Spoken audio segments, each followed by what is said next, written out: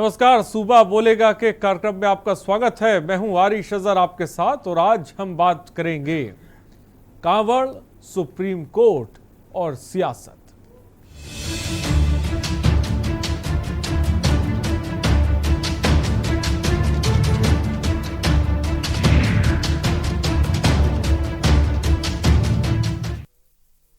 तो उत्तर प्रदेश में कांवड़ यात्रा की अनुमति को लेकर सुप्रीम कोर्ट में आज सुनवाई हुई।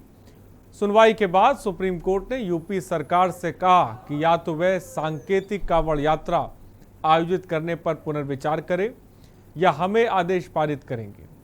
शीर्ष अदालत ने सोमवार तक यूपी सरकार को जवाब देने का निर्देश दिया है। जस्टिस रोहिंटन एफ नरिमन की पीठ ने कहा कि महामारी देश के सभी नागरिकों को प्रभावित करती है, शारीरिक यात्रा की अनुमति नहीं दी जा सकती है। ये प्रत्येक नागरिक से संबंधित मामला है और धार्मिक सहित अन्य सभी भावनाएं नागरिकों के जीवन के आधार के अधीन है। सुप्रीम कोर्ट ने यूपी सरकार को सोमवार तक अपना विचार रखने का समय दिया है। वहीं सुनवाई के दौरान यूपी सरकार ने यह भी कहा कि वह सांकेतिक रूप से कांवड़ यात्रा की अनुमति देने की योजना बनाई है और सीमित संख्या में ही यूपी सरकार ने यह भी कहा कि वह कंटेनर के जरिए श्रद्धालुओं को गंगा जल मुहैया कराने का निर्णय लिया है। हालांकि सुप्रीम कोर्ट इससे सहमत नहीं दिखा। वहीं अब कांवड़ यात्रा पर सियासत और तेज होती जा रही है।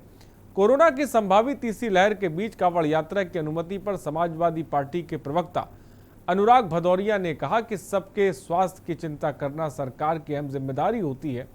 राज्य सरकार को यह सुनिश्चित कर प्रदेश सरकार के इस फैसले पर उत्तर प्रदेश अल्पसंख्यक कांग्रेस के चेयरमैन शाहनवाज आलम की अपने आप को सुपरमैन बताने की कोशिश सरकार को नहीं करनी चाहिए। तो कांवड़ यात्रा पर एक तरह की सियासत इस वक्त जबरदस्त तरीके से चल रही है और कांवड़ यात्रा अब सुप्रीम कोर्ट तक जा पहुंची है और सुप्रीम कोर्ट को अब इस यात्रा में दखलंदाजी करनी पड़ी। तो क्या अब मामला सुप्रीम कोर्ट में है तो उस पर टिप्पणी करना सही है? क्या कांवड़ यात्रा होनी चाहिए? तो कई ऐसे सवाल हैं। हमारे साथ समाजवादी पार्टी प्रवक्ता अनिल झा इस वक्त जुड़ रहे हैं और भी गेस्ट जुड़ेंगे, उनसे मैं सब आपका तारुफ कराऊंगा। लेकिन सबसे पहले सीधे अनिल झा के पास चलते हैं। अनिल झा, कांवड़ यात्रा का जो मामला है अब वो सुप्रीम कोर्ट जा पहुंचा है। सुप्रीम कोर्ट में जिसे कह सकते हैं कि इसमें दखल दिया है। एक तरफ सरकार चाहती है कांवड़ यात्रा हो, दूसरी तरफ सुप्रीम कोर्ट का ये कहना है कि ये सही जिसे कह सकते हैं कि मौका नहीं है और अगर सरकार नहीं मानी तो हमें फैसला लेना पड़ेगा। सबसे पहले समाजवादी पार्टी क्या कहना चाहती है कांवड़ यात्रा को लेकर? देखिए, समाजवादी पार्टी अर्शी भाई कांवड़ यात्रा पे माफ कीजिएगा कि सबसे पहले जो माननीय सुप्रीम कोर्ट ने जो सवाल किया है उत्तर प्रदेश सरकार से, ये उत्तर प्रदेश सरकार के विचाराधीन में आता है और माननीय सुप्रीम कोर्ट को जो उचित लगता है, ना तो भाजपा, ना तो सपा, ना तो कांग्रेस और ना तो किसी अन्य दल की राजनीति को देखते हुए, बल्कि उत्तर प्रदेश के 22 से 24 करोड़ जनता के स्वास्थ्य को देखते हुए उनको जो उचित लग रहा है वो उस पर दिशा निर्देश जारी कर रहे हैं या उस पर विचाराधीन है। वो आगे क्या होगा ये सबको पता चलेगा जब उनका प्रोडक्टिव आएगा। तो पार्टी, कोई भी पार्टी, चाहे समाजवादी पार्टी का क्या विचारधारा है, तो देखिए कांवड़ यात्रा एक आस्था का सवाल है, हर वर्ष निकलता रहा है। तो अगर सरकार उसको इजाजत देती है उसमें भी समाजवादी पार्टी को कोई इतराज नहीं है और अगर सुप्रीम कोर्ट मना करती है उसमें भी समाजवादी पार्टी को कोई इतराज नहीं है। तो ये कहना कि हमारी पार्टी को कोई इतराज है कांवड़ यात्रा से, बिल्कुल नहीं। हम चाहते हैं कि अगर सरकार चाहती है, क्योंकि पावर में हो, हम तो विपक्ष में हैं, हम भी अपने प्रदेश के जनता के स्वास्थ्य की कामना करते हैं कि सभी लोग सुरक्षित रहें। नहीं, ऐतराज की बात इसलिए ना कि अनिल झा जी, कोरोना की तीसरी लहर के बारे में आप सभी लोग बात कर रहे हैं, आपकी पार्टी से भी तमाम तरीके के ट्वीट किए जाते हैं, आगाह किया जा रहा है, सरकार की तरफ से भी बातें चल रही हैं। लेकिन इन सब के बीच जब हम देख रहे हैं उत्तराखंड में कांवड़ यात्रा के लिए साफ तौर पे इजाज़त नहीं दी जा रही है, तो उत्तर प्रदेश में कांवड़ यात्रा होना, इसको लेकर तो सीधी सी बात है, सवाल पूछा जाएगा, क्योंकि तीसरी लहर भी जिसे कह सकते हैं कि बिल्कुल सर पर है। पूछा जाना चाहिए, सरकार से सवाल पूछा जाना चाहिए और सरकार से सवाल पूछा भी जा रहा है। अगर यही सवाल विपक्ष करता जो आज माननीय सुप्रीम कोर्ट ने किया है, तो शायद अभी हम कुछ और डिबेट में बैठे होते हम लोग। लेकिन अगर माननीय सुप्रीम कोर्ट को कोई चीज लगा है, भाई वो भी स्तंभ हैं एक न्यायपालिका के माध्यम से। तो अगर उनको कहीं कुछ लग रहा है कि नहीं आने वाले समय में प्रदेश की जनता, देश की जनता के साथ कोई स्वास्थ्य के साथ खिलवाड़ नहीं होना चाहिए, तो वो वाकई में सरकार को दिशा निर्देश दे सकते हैं। इसमें किसी पार्टी को, मुझे नहीं लगता कि किसी को आपत्ति होना चाहिए कि अगर कांवड़ यात्रा बंद होता है तो, और अगर कांवड़ यात्रा सरकार चाहेगी, चुनावी माहौल है, भारतीय जनता पार्टी को अभी आप देखिए कि किस किस तरह की जो है मुद्दे को लेके आ रहे हैं। तो अगर वो चाहेंगे, उनका पूरा जोर होगा कि उनके लिए कोई संविधान और लोकतंत्र और सुप्रीम कोर्ट के मायने नहीं रखता। उनके लिए तो जो मनवा भाव है वही वैदा फैवाव है। तो जो उनको अच्छा लगता है वो करते हैं, क्योंकि सब में उनको वोट बैंक दिखता है। हमारे पार्टी, हमारे दल, हमारे नेता, हमारे कार्यकर्ता वोट बैंक देख के कोई राजनीति नहीं करती है। हम लोग मुद्दों की राजनीति करते हैं और मुद्दों की राजनीति करते रहेंगे। तो मुद्दों की राजनीति करते हैं अनिल झा, ये बात कह रहे हैं। फिलहाल ब्रेक का वक्त हो चला है, चुनावी माहौल जिसे कह सकते बन रहा है। सुबह बोलेगा में हम जल्द हाजिर होंगे। रुकते छोटे से ब्रेक के लिए, जल्द हाजिर होंगे।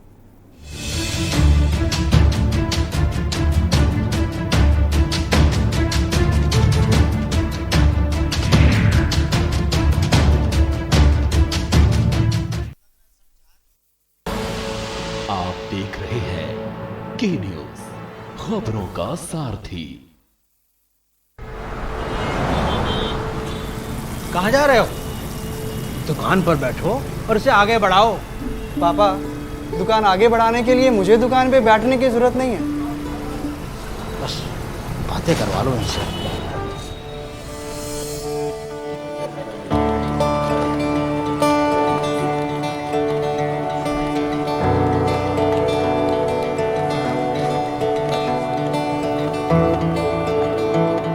थोड़ा सा ऊपर आओ।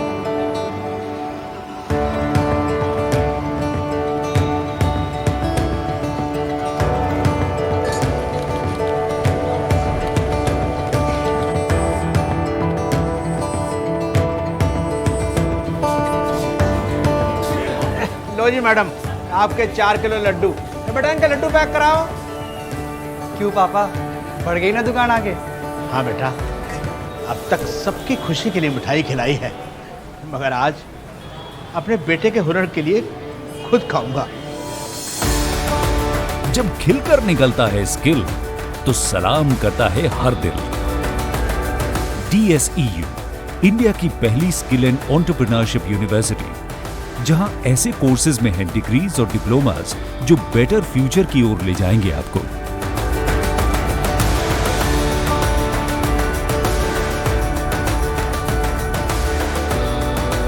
तो एडमिशन के लिए अप्लाई कीजिए। स्किल है तो नहीं कुछ मुश्किल है।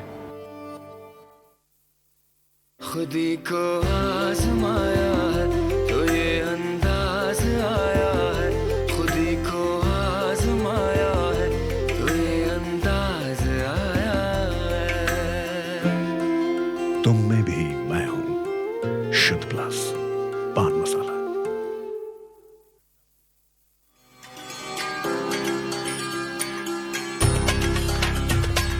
उत्तराखंड सरकार ने कोरोना संक्रमण एवं अन्य बीमारियों में अपने माता पिता या संरक्षक को खो चुके बच्चों की देखभाल, उनके पुनर्वास और चल अचल संपत्ति की सुरक्षा के लिए अपना हाथ आगे बढ़ाया है और वात्सल्य योजना का ऐलान किया है, ताकि लाचारी में न गुजरे इनका एक भी पल और संवारा जा सके आने वाला कल। मुख्यमंत्री वात्सल्य योजना में शामिल बच्चों का भविष्य सुरक्षित बनाने के लिए राज्य सरकार ने सभी जरूरी प्रावधान किए हैं। वात्सल्य योजना के अंतर्गत उत्तराखंड में 1 मार्च 2020 से 31 मार्च 2022 तक की अवधि में माता पिता की कोरोना अथवा किसी अन्य बीमारी से मृत्यु हो जाने पर बच्चों को इस योजना के अंतर्गत सहायता प्रदान की जाएगी। वो बच्चे भी लाभार्थी होंगे जिनके माता पिता की मृत्यु पहले हो चुकी है और अब उनके संरक्षक की भी मृत्यु हो गई है। वात्सल्य योजना में चयनित हर बच्चे को 21 वर्ष की आयु पूर्ण होने तक 3000 रुपए की आर्थिक सहायता हर महीने मिलेगी। ऐसे बच्चे को सरकारी नौकरी में भी 5% का क्षैतिज आरक्षण मिलेगा और साथ ही बच्चों की रुचि के मुताबिक उनके कौशल विकास पर भी ध्यान दिया जाएगा। कोरोना के मुश्किल समय ने जिन बच्चों की आंखों में आंसू भर दिए, उनके चेहरों पर वात्सल्य योजना मुस्कुराहट लाएगी। अधिक जानकारी के लिए विजिट करें www.wecd.uk.gov.in। कॉल करें 7579-215264 पर। कोरोना में जो बच्चे हुए अनाथ, उत्तराखंड सरकार थामेगी उनका हाथ। आप देख रहे हैं के न्यूज, खबरों का सारथी।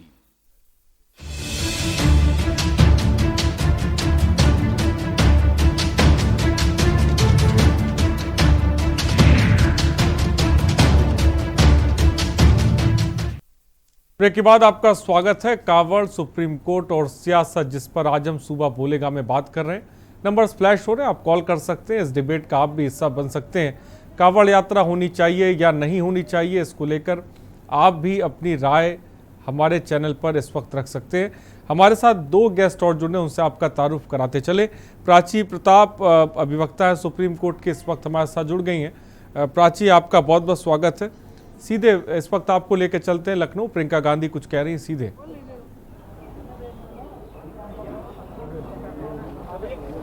आप सब आज इस प्रेस कॉन्फ्रेंस में आए, आप सबका स्वागत। और जैसा कि आप जानते हैं कि उत्तर प्रदेश में कानून व्यवस्था ध्वस्त है, उसको लेकर हमारी महासचिव दीदी प्रियंका गांधी जी आज वहाँ मौन व्रत पर थी।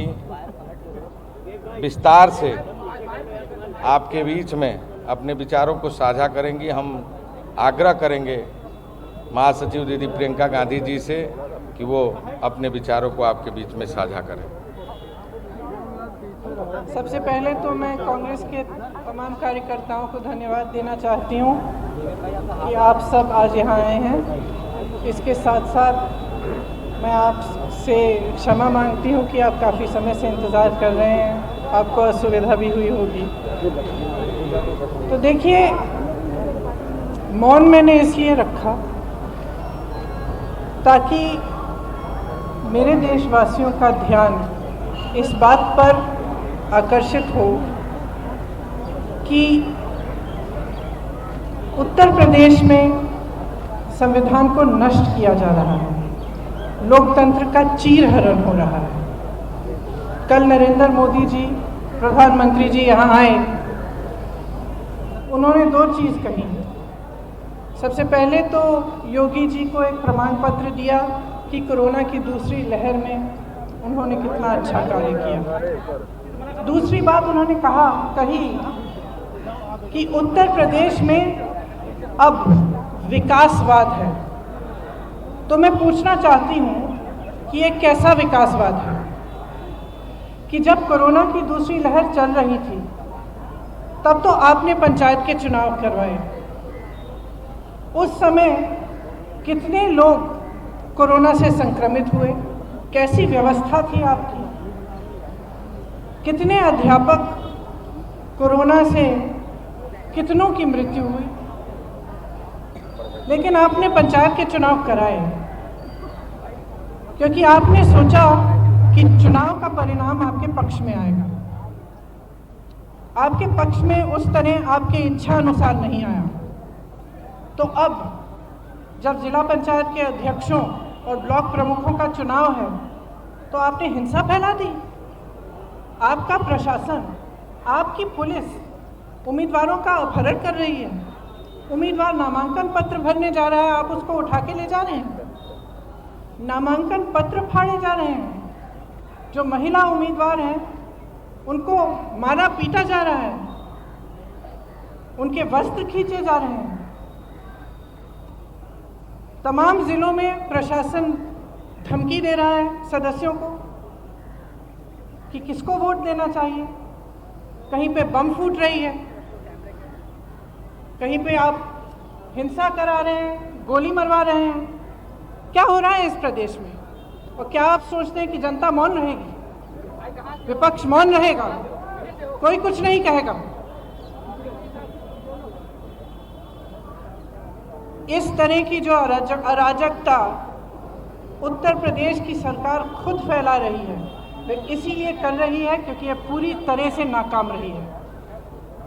कोरोना की दूसरी लहर में इनकी व्यवस्था एकदम खत्म थी। आज प्रमाण पत्र मिल रहे हैं उनको अपने ही प्रधानमंत्री से। तो इस तरह से लोकतंत्र पर जो वार हो रहा है, जो संविधान पर वार हो रहा है, ये आप सब जानते हैं। उत्तर प्रदेश के आप सब जानते हैं कि कोई नई बात नहीं है इनके राज्य में, पिछले कुछ सालों से चला आ रहा है। लेकिन अब इस स्तर पर गिर गया है।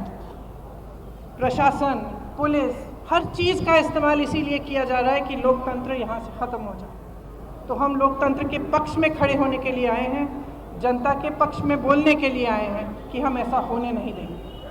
इतना कहना चाह रही थी मैं आपको। आप सबको बहुत बहुत धन्यवाद कि आप यहाँ आए। आज मैं सिर्फ इस पे बात करूँगी। अभी मैं 1-2 दिन के लिए यहाँ हूँ तो काफ़ी समय होगा, दूसरे मुद्दों पर तब बात करेंगे। अभी फ़िलहाल तो लखनऊ का है जी।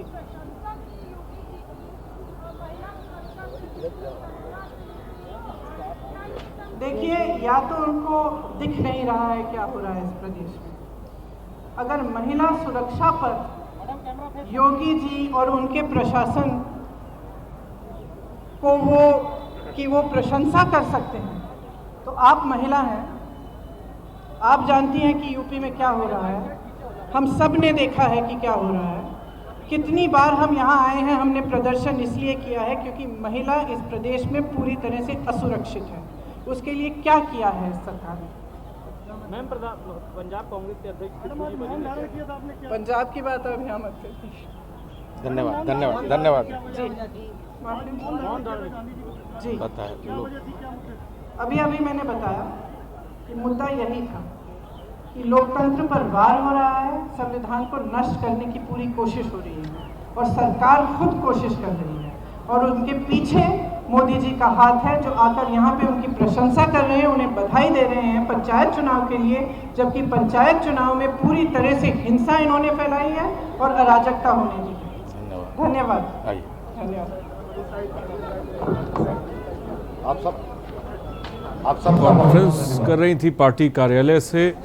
आप लाइव तस्वीरें देख रहे थे जहां पर वो सरकार पर जमकर निशाना साध रही थी। महिला सुरक्षा की वो बात कर रही थी, बेरोजगारी की वो बात कर रही थी, महंगाई की वो बात कर रही थी और ये तमाम चीज़ों के बारे में वो ये कह रही थी कि ये सरकार को दिखाई नहीं देता। रुकते हैं ब्रेक के लिए, जल्द हाजिर होंगे। आप देख रहे हैं के न्यूज़, खबरों का सारथी।